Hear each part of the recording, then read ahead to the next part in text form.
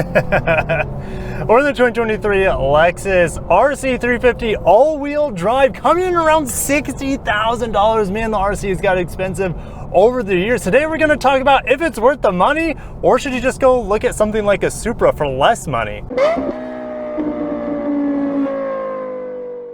Now, when the RC came out about a decade ago at this point, it came out surprising everyone that Lexus could once again make a beautiful coupe. If we remember back to the SC 300 and 400s back in the early 90s, and they kind of fumbled the ball a little bit with the SC 430. And then you had the weird IS convertible, which was also a coupe, but no, this is a true coupe here with the RC, and to this day, it still looks stunning. This has the flare yellow paint color, which is one of my favorite Lexus colors.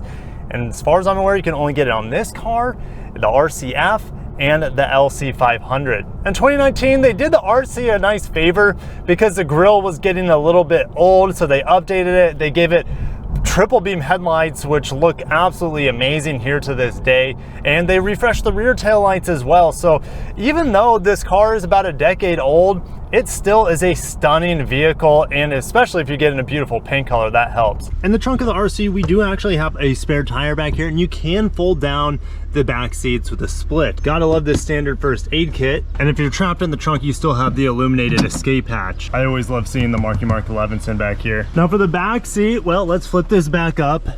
I'm not going to sit back here because look how close the seat is, and these are motorized, so when you close it, it motorizes back. I'll show you with this seat here in a second, and you're going to be stuck and trapped back there.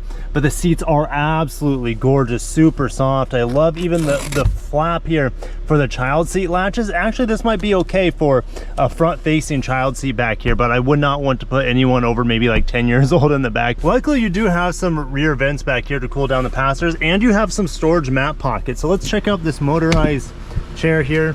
There's no way of stopping it when you're in the back seat, so it's just a slow crush of the feet. Oh man, that looks painful. The front seats are even nicer than the back seats. Like, the headrest is on another level of softness. Excellent perforation and stitching on the bolsters. I love the white and black interior. Let's go ahead and get on the inside with a nice F Sport skid plate here. And this trim is actually the same sort of trim we see in the brand new 2024 Lexus GX. Love the stitching on the door. The sword is a bit overkill, I think, but I do like the white and black contrast here. And this always gets me. 3 memory seats for the RC. The headliner in here is super soft. Very high quality, tiny visors here, but at least we have a little vanity mirror and light. And I don't remember this being a 2-piece before, but that's kind of cool. Typically this is one solid piece on most cars, and this feels very high quality here, just like the headliner. Dash is pretty simple. It feels super well built, very, very solid. There's that black textured trim that we have on the door as well. Minimal stitching on the front of the dash, circular vents on each side. We have this 12-inch screen, which was added a few years back. It is a touchscreen, so I can play with it if I need to, but I still have the touchpad, and the touchpad actually works pretty well here with Android Auto. Below that, Lexus has kept the clock here. Its bigger brother, the LC, got rid of the clock for 2023. We still have the slidey bars here for climate control. I still love this all these years later. It's pretty entertaining. Long live the CD player. We have excellent volume and tuning knobs here, surrounded by this nice white material on each side. We have the awesome Mark Levinson sound system in here, heated and ventilated seats. By Lexus standards, this has been seen before, this type of shifter, and I love having physical knob here to turn into sport modes. On the new RX, NX, etc., you have to go through the menus. Here we have a dedicated knob for the sport modes. I appreciate that. Cup holders right here, and then opening this up, my phone's hidden in this felt line container for the Android Auto connection with a couple USB-A's in there. The steering wheel does look old in here, but it feels so good in my hands. If it isn't broke, don't fix it, right? We have the incredible baseball stitching that uses the same silver stitching that we see actually in the seats, but or at least the same color. This is a much thinner stitch. This is a much more heavy duty F Sport logo at the bottom of the steering wheel, and you're also going to have, which in the F Sport gives us aluminum pedals. You can manually shift the gears with these paddle shifters behind the steering wheel. Very easy to get to, and behind the steering wheel is the slidey gauge that was taken, or at least inspired from the Lexus LFA, for example. And when you change the sport modes, we do get a little bit extra pizzazz here. Large rear view mirror. It is kind of bezel-less. It looks great. Unfortunately, I don't have a digital rear view mirror. And also something I'm missing is I don't have a head-up display, coming in at around 60 grand. Ooh, but this soft pad up here is very nice. I don't know why you'd even need to have this high quality material up here, because who's going to be touching at this area, but it is pillowy soft. Let's go ahead and turn it into Sport Plus mode. We have adaptive variable suspension, stiffens it up.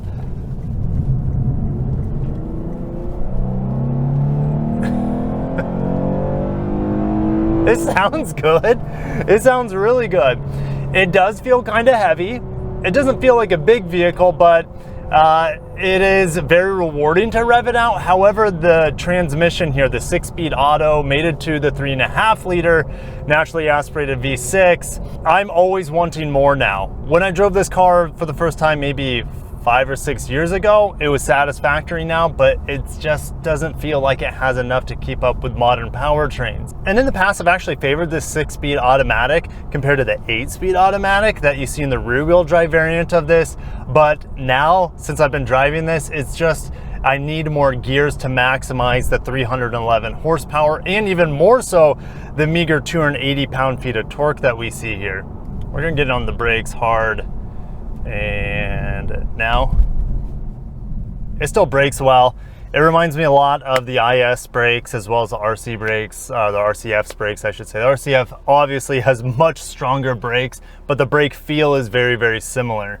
And just sitting here idling, no, it doesn't have as beautiful as an idle as the RCF with the 5-liter V8, but it has a nice chug to it, a good vibration that's not rattling the car, but just kind of massaging you, reminding you that this is a sports coupe, and pedal down is just not grabbing the previous gear. But man, is it like, it's satisfying to really wring this out. So what do I wish the RC had here for 2023? Well, I wish it had the Lexus interface, the updated software to run the background functions, but honestly, I'm pretty happy here with the Android Auto that I am wired into, unlike the newer system, which is wireless. The safety system in here is only 2.5, so I do have blind spot monitor and radar cruise control and lane keep, but it's just not as accurate as the new systems when it comes to lane tracing. In terms of ride quality in here, it's Lexus. It's super smooth, so even though it's a performance car, it's very smooth, very comfortable, and very quiet all at the same time. A part of me will miss this sliding gauge here that seems to defy the laws of physics, because it just, you don't expect it to move around. It's really, really neat and unique. I don't know if anyone else in the industry has ever done the slidey gauge, but I am kind of limited to the amount of information that I can see on here, as well as the customizations, because it's only about a 7-inch screen where the sliding gauge is sliding to the center and to the right of. So I just wish it was maybe a little bit wider and bigger. Keep the sliding gauge, but that's probably not going to happen if they ever make a future version of the RC. Sounds great.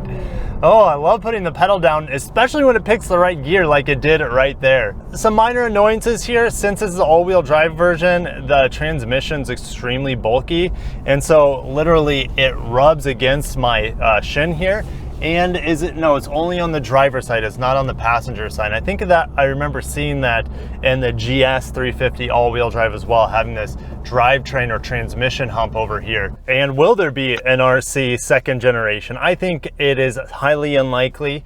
Lexus has pretty much kept this coupe around. It doesn't sell well, but they kept it around because it is their GT3 racing car, and a very good one at that. They've modified the heck out of it to make this competitive against much more modern cars, especially cars that were built around GT3 racing. And Lexus will have a true LFR or LFA2 to compete in the GT3 class. Well, that's a nice old school Lambo there. And so like an entry-level coupe as a gasoline car, I just don't think it is a reality. Lexus did show this cool kind of coupe convertible as a battery electric vehicle, kind of shaped as an IS. So should you get this or a Supra? Well, from the looks of this car, I really like the looks of this over a Supra. The performance though is not even in the same category, unfortunately. Horsepower is not that far apart. They're within 100 horsepower of each other, but the transmission and the torque that you see in the inline 6 turbocharged Supra is just on a different stratosphere of power and performance. And I wish this car had it, because it would be a luxury Supra, but that engine is sourced from BMW, and we would never ever see it in a Lexus model. So honestly, at this price point, I'd be either getting a manual transmission Supra, an automatic transmission Supra 3.0, save actually a few $1,000s in the process, have a slightly worse looking car, but a car that brings so much more happiness to me on a daily basis. And the Supra, watch my reviews on it, it has great road manners when you're not pushing it hard as well. It's very comfortable. It is a BMW, right? Bones underneath, a soul underneath, so it is a very great riding car. Just like, I wouldn't say just as buttery smooth as this Lexus, but it's definitely acceptable for the amount of performance that Supra gives you.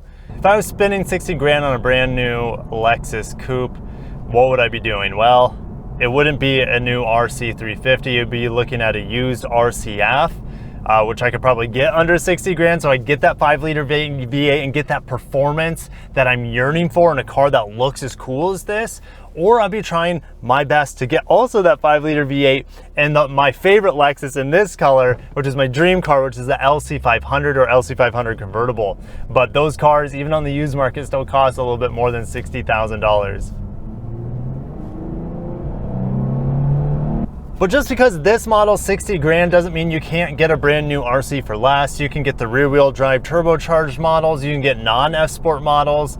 And so this one is the most expensive RC I've seen that's not an RCF. So if you're spending this much money, just go get the faster, cooler, better in every single way RCF. But anyways, I'm gonna end it there. Thank you guys for watching. Lexus, thank you for sending me the RC in this flare yellow. Like, I can't stop looking at this car. I drool over it sitting in my driveway. I like look out the window like my dog, right next to my dog. He's looking for birds, and I just can't stop looking at this RC in flare yellow. But I'm gonna end it there. Thank you guys for watching. What do you want to see from an upcoming Lexus coupe? Do you love the RC? Tell me what your experiences are, what your wants and needs are, and I'm gonna end it there. Thank you guys for watching. If you haven't made it, or if you haven't smashed the like button, I would appreciate that. The RC would appreciate it too. Show it some love as it gets a little long in the tooth, and subscribe for more Lexus updates. Make sure to watch my recent reveals on the TX and GX 3-row beasts. All right, have a great day and peace.